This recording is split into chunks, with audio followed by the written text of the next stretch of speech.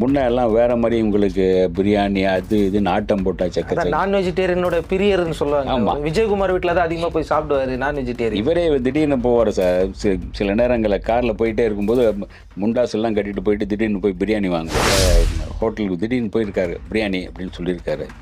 பார்த்துட்டு sir sir நீங்கள் காரில் இருங்க சார் நானே கொண்டு வரேன் அப்படின்னு சொல்லிட்டு போய் காரில் கொண்டு போய் கொடுத்து போனார் அப்படின்னு. ஆனால் அவரை பொறுத்த வரைக்கும் உடம்பு பெருசாக ஏறவே இல்லை சார். நீங்கள் பார்த்தீங்கன்னா அன்னிலேருந்து இன்னைக்கு வரைக்கும் கரெக்டாக இருக்கிறாரு, ஒரே மாதிரி இருக்கிறாரு. நீங்கள் கமலில் திடீர்னு உடம்பு ஏறும். அமெரிக்கா போய் பண்ணணும்னா டைரக்டர் ஏற்கனவே அவருடைய இந்த படம் பண்ணார்லையே சொந்த படம் ஒன்று அதில் ஏறக்குறைய 8 கோடி ரூபா அவருக்கு டெபிசிட். அதில் ரஜினி என்ன சார் சொல்கிறார், ரஜினி சார் என்ன சொல்கிறான்னா நீங்கள் அந்த கடனை அடைச்சிட்டு வந்து வேணா வாங்க யோசிக்கிறார் பாருங்க ரஜினி.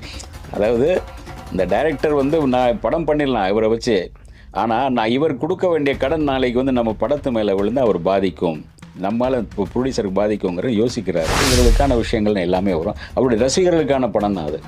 கூலி அந்த அளவுக்கு ஒரு மிகப்பெரிய பவர்ஃபுல்லாக இருக்கும். ரஜினியை பொறுத்த வரைக்கும் அவர் ஒரு பக்கம் இப்போ லோகேஷ் கனகராஜ் படத்தில் நடிச்சுக்கிட்டு இருக்காரு, அடுத்தடுத்து பெரிய படங்களாகவே பண்ணிக்கிட்டு இருக்காரு ரஜினி அவர். இப்போ கூட இப்போ ஒரு உடல்நிலை எப்படி சார் இருக்குது? அந்த லோகேஷ் கனகராஜ் படத்தில் வந்த உடனே ஆக்ஷன் காட்சியில் தான் நடித்தாருன்றது பல பேருக்கு ஷாக்காக இருக்குது. ஆக்ஷன் காட்சியில் நடித்தார், கொஞ்சம் மழையிலலாம் நனைஞ்சார் அப்படின்னு சொல்லிட்டு இருந்தாங்க. இப்போ வந்து மறுபடியும் கொஞ்சம் ஒரு ரிலாக்ஸ் ஆகிட்டு கொஞ்சம் கேப் விட்டு இது பண்ணுவாங்க. கொஞ்சம் கேப் விட்டு பண்ணும்போது கொஞ்சம் ரிலாக்ஸாக பண்ணிக்கிட்டு போவாங்க. இப்போ அதிகம் முன்ன மாதிரி உங்களுக்கு சாப்பாடுங்கிறது ஒரு பெரிய கட்டுப்பாடு இருக்குது. பெரும்பாலும் உங்களுக்கு சைவமான கஞ்சி இந்த மாதிரி தான், கஞ்சி அது மூலிகை சூப்பு இந்த மாதிரி தான் பெரும்பாலும் சாப்பிட்டுருக்காரு. முன்ன எல்லாம் வேற மாதிரி உங்களுக்கு பிரியாணி அது இது நாட்டம் போட்டா சக்கரை நான் வெஜிடேரியனோட பிரியர்னு சொல்லுவாங்க. ஆமாம், விஜயகுமார் வீட்டில் தான் அதிகமாக போய் சாப்பிடுவாரு நான் வெஜிடேரியன். இவரே திடீர்னு போவார் சார். சில நேரங்களில் காரில் போயிட்டே இருக்கும்போது முண்டாஸ் எல்லாம் கட்டிட்டு போயிட்டு திடீர்னு போய் பிரியாணி வாங்குவார். கார் இவரே டிரைவிங் பண்ணிட்டு போவார். சில நேரங்களில் என் ஃப்ரெண்டு ஒருத்தர் வந்து அதில் ஹோட்டலுக்கு திடீர்னு போயிருக்காரு பிரியாணி அப்படின்னு சொல்லியிருக்காரு. பார்த்துட்டு சார் சார் நீங்கள் காரில் இருங்க சார் நானே கொண்டு வரேன் அப்படின்னு சொல்லிட்டு போய் காரில் கொண்டு போய் கொடுத்து போனார் அப்படின்னு. அந்த மாதிரி சாப்பிட்ற அதெல்லாம் கொஞ்சம் அதனால தான் உங்களுக்கு கேளம்பக்கம் பங்களாவே கட்டினது. நீச்சல் அடிக்க இது பண்ண ஒரு ஹாயாக கொஞ்சம் இருக்கும் அப்படின்னு. ஆனால் அது பிறகு உடல்நிலை இதான பிறகு கொஞ்சம் நீச்சல்லாம் இப்போ அடிக்கிறார். நீச்சல் அடிக்கிற கொஞ்சம் உடம்புக்கு தேவையான ஒரு விஷயங்கள் அதெல்லாம் பண்ணிக்கிறார். ஃபுல்லாக அந்த உடம்பை கொஞ்சம் முடிஞ்ச அளவுக்கு கொஞ்சம் அப்படியே தியானத்தில் கொஞ்சம் நேரம் உட்காருது. அப்படியே பூஜையில் உட்காரும்போது நல்ல கொஞ்சம் நேரம் பூஜையில் உட்காருவார். உட்கார்ந்து தன்னை கொஞ்சம் தன்னிலையை கொஞ்சம் அந்த இதெல்லாம் இருக்குது. கொஞ்சம் அந்த ஆன்மீகத்தில் இருக்கிற அந்த நாட்டம் இருக்கலாம் அவருக்கு கொஞ்சம் ஒரு சக்தியாக இருக்குது. உள்ளுக்குள்ளே ஒரு நல்ல தெம்பாக இருக்குது. ஒரு யோகா எல்லாம் பண்ணுவாங்க இல்லையா, யோகா இப்போ பண்ணுற இப்போ இல்லை. ஷூட்டிங் தியானம் பண்ணாலே உட்காந்து நீங்கள் அமைதியாக இருந்து தியானம் பண்ண. ஏன்னா அவரை பொறுத்த வரைக்கும் உடம்பு பெருசாக ஏறவே இல்லை சார். நீங்கள் பார்த்தீங்கன்னா அன்னிலேருந்து இன்னைக்கு வரைக்கும் கரெக்டாக இருக்கிறாரு, ஒரே மாதிரி இருக்கிறாரு.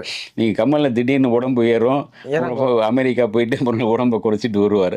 ஆனால் இவருக்கு அந்த இதே கிடையாது. அதில் அந்த மெடிடேஷன் பவர்ன்றாங்க. மெடிடேஷன் பவரால் தான் அவருடைய உடலை வந்து நல்லா இதுவாக வச்சுருக்காங்க. புலி படம் ஆமாம், இப்போவே 200 கோடி ரூபாய்க்கு OTT தளம்லாம் கேட்குறாங்க அப்படின்றப்போ படம் ஒரு பெரிய பிரம்மாண்டமான படம். ஏன்னா ஒரு நிறைய கொஞ்சம் செதுக்கி இது பண்ணுறாங்க அப்படின்னு சொல்கிறாங்க. ஏன்னா 2 படம் முதல்ல ஜெயிலர் சுமாராக தான் போச்சு. ஜெயிலர் 2 அப்போ இது பண்ணி ஆகணும். ஜெயிலர் 2 பண்ணணும்னா டைரக்டர் ஏற்கனவே அவருடைய இந்த படம் பண்ணார்லையே சொந்த படம் ஒன்று அதில் ஏறக்குறைய 8 கோடி ரூபா அவருக்கு டெபிசிட்டு. அந்த 8 கோடி ரூபா நீங்கள் கொடுத்தா தான் அடுத்து இவரை வந்து டைரக்ஷன் பண்ணணும்னா அந்த நாளைக்கு படம் வரும்போது அந்த டைரக்டருக்காக அந்த படம் பாதிக்கும். அதெல்லாம் ரஜினி என்ன சார் சொல்கிறார், ரஜினி சார் என்ன சொல்கிறாங்கன்னா நீங்கள் அந்த கடனை அடைச்சிட்டு வந்து வேணா வாங்க இல்லை கொடுத்துட்டாரு அப்படிங்கிற மாதிரி சொல்லிட்டு இருக்கேன். யார்கிட்ட ஒரு நண்பர்கிட்ட கடன் வாங்கி கொடுத்துட்டாரு, அதுக்கு பிறகு தான் டைரக்ஷன் பண்ணவர். அதான் அந்த எந்த அளவுக்கு யோசிக்கிறார் பாருங்க ரஜினி.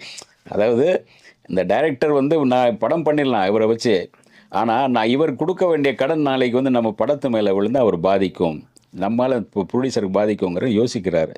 அதனால் முன்னாடி அட்வான்ஸாக அவர் சொல்கிறார் இந்த மாதிரி. சரி, அப்போது ரஜினி அடுத்தடுத்து படங்கள் பண்ணாலும் சரி, இதுக்கப்புறம் அவங்க ஃபேமிலியிலையும் சில நல்ல மாற்றங்கள் வந்தாலும் சரி நம்ம தெரிவிப்போம் ரஜினி ரசிகர்கள். கண்டிப்பாக அவருடைய ரசிகர்கள் அவருடைய ரசிகர்களுக்கான விஷயங்கள் எல்லாமே வரும். அவருடைய ரசிகர்களுக்கான படம் தான் அது.